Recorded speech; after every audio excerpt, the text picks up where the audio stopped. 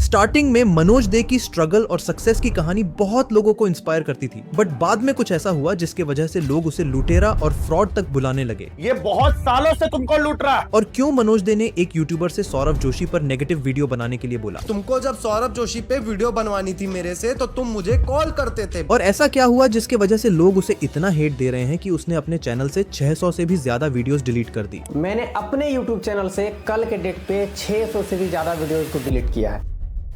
अगर तुम YouTube पर YouTube के रिलेटेड कुछ भी सर्च करोगे तो टॉप 5 में मनोज दे की वीडियो जरूर आती है और उसका चैनल इंडिया के top YouTube tips and tricks के कैटेगरी में नंबर 1 पर है। बट जैसे जैसे उसे फेम मिलता गया वैसे ही उसकी पैसों के लिए लालच और भी ज्यादा बढ़ने लगी, फिर चाहे वो किसी को लूट कर भी मिले तो भी सही। बट अब मैं बताता हूँ कि इन्हें असल में इतने पैसे कैसे मिलते हैं। मनोज दे स्टार्टिंग में अच्छे वीडियोस बनाते थे, बट जैसे उसके फॉलोअर्स बढ़ने लगे वैसे ही उसने बेटिंग एप्स और फैंटेसी गेम्स का प्रमोशन करना चालू किया। कई फैंस उसके कॉमेंट सेक्शन में रिक्वेस्ट तक करने लगे कि वो ऐसे एप्स प्रमोट ना करे, बट मनोज भाई कहां सुनने वाले थे। अगर तुम इनके चैनल पे देखोगे तो ऐसे प्रमोशंस भरे पड़े हैं और इन प्रमोशंस में वो सिर्फ बड़े बड़े सपने दिखाएगा, बट इन एप्स के रिस्क फैक्टर्स और नेगेटिव पॉइंट्स बिल्कुल नहीं बताएगा, जिसके कारण बहुत लोगों ने इन सब चक्करों में पड़कर अपनी सेविंग लॉस कर दी। एक यूजर को तो 40,000 का लॉस हुआ था, जिसके कारण बहुत से लोग उसके कमेंट सेक्शन में फ्रॉड, स्कैमर ऐसा सब बोलने लगे और कई यूट्यूबर्स ने इस पर एक्सपोजिंग वीडियोस तक बनाई। इसी के रिस्पॉन्ड में मनोज एक इमोशनल वीडियो पोस्ट करता है कि उसे 600 वीडियोस चैनल से डिलीट करनी पड़ी। भाई डिलीट करते टाइम आंखों से आंसू आ रहा था, कर नहीं पा रहा था, दिल में पत्थर रख के बोलता है ना कि कंटेंट को डिलीट करो। लेकिन इन वीडियो को डिलीट करने का रियल रीजन कुछ और था। एक्चुअली जब YouTube को पता चला कि बहुत यूट्यूबर्स उनके व्यूअर्स को फाइनेंशियली मिसलीड कर रहे हैं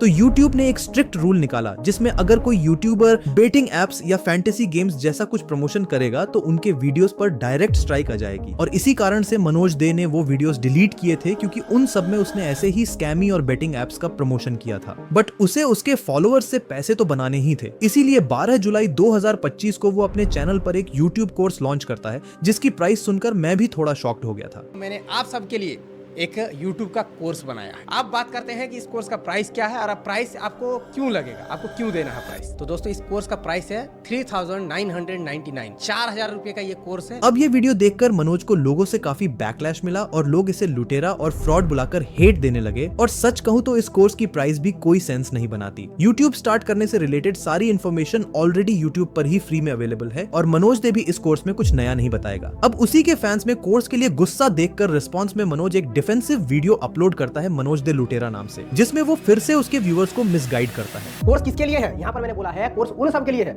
जिनके लिए 2000 कोई बड़ा मैटर नहीं करता, पहला चीज, और जिनके पास समय नहीं है। मान लीजिए कोई बिजनेसमैन है, अपना बिजनेस करता है, 12 घंटा का उनका ड्यूटी है, उनके पास समय नहीं है मेरा 1700 वीडियो देखने का, मेरे चैनल पर रिसर्च करने का उसके पास समय नहीं है। बट मनोज भाई तुम ऐसे लोगों के लिए एक प्लेलिस्ट ही बना देते, लेकिन हमें तो कोर्सेस ही बेचना है।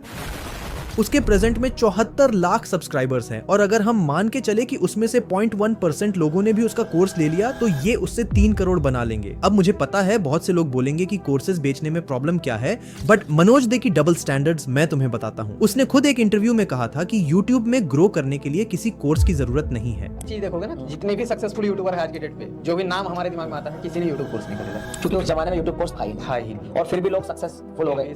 यानी कुल मिला के सही बात यह है कि यूट्यूब पर सफल होने के लिए कोर्स की जरूरत ही नहीं। बात हुआ था हमारा उनसे, वो लव करते हैं। चूतिया बनाया तुमको।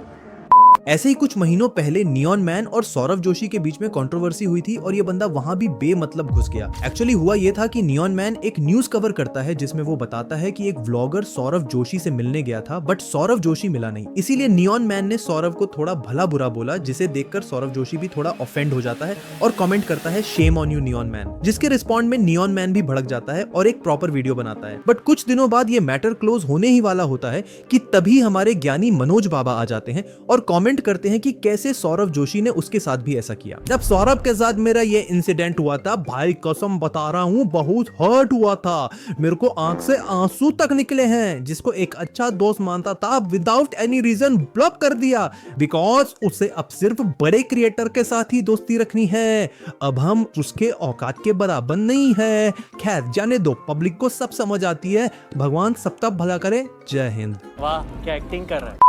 इसको नोटिस करने के बाद एक पॉपुलर यूट्यूबर उसको बुरी तरह एक्सपोज करता है। हमारे मनोज भाई हर्ट हुए हैं। इनका कहना है कि सौरभ बड़े बड़े यूट्यूबर्स के साथ रहना चाहता है और हम उनके औकात के बिल्कुल भी बराबर नहीं है। पर मनोज भाई तुम तो डाउन टू अर्थ हो ना, है ना, तुम हो ना। तो मुझे बताओ कि मैंने तुमको अपने यूट्यूब चैनल से रिलेटेड हेल्प मांगते हुए इतना मैसेज किया, तुमने आज तक उस चीज का रिप्लाई क्यों नहीं दिया? तुम तो डाउन टू अर्थ हो ना। और वो वीडियो में ये भी बताते हैं कि कैसे मनोज दे ने उससे सौरभ जोशी पर वीडियो बनवाई। नहीं, तुमको जब सौरभ जोशी पे वीडियो बनवानी थी मेरे से तो तुम मुझे कॉल करते थे, बट मेरे जब कुछ प्रॉब्लम्स आने लगे और मैं तुमसे हेल्प मांगने लगा तो तुम मेरा कॉल ही नहीं उठाए। उन्हें अगर तुम बोलोगे कि किसी चैनल पर व्यूज नहीं आ रहे हैं तो वो बोलेंगे ये प्रॉब्लम कैसे सॉल्व होगा? 100-200 में रुक जा रहा है। तो अब ये चीज का देखिए मैं बताता हूँ सॉल्यूशन क्या है। आपका सब्सक्राइबर बेस बढ़ाना पड़ेगा। ये यहाँ बोल रहे हैं कि अगर तुम्हें व्यूज बढ़ाने हैं तो सब्सक्राइबर्स बढ़ा लो। बट मनोज भाई सब्सक्राइबर्स तो तभी बढ़ेंगे ना जब व्यूज आएंगे। ये कैसा सॉल्यूशन हुआ? और यही नहीं, इनके चैनल पे भी आधे से ज्यादा वीडियोस क्लिकबेट और मिसलीडिंग है। तुम बस इनके थंबनेल देखो। यूट्यूब अब किसी को नहीं छोड़ेगा।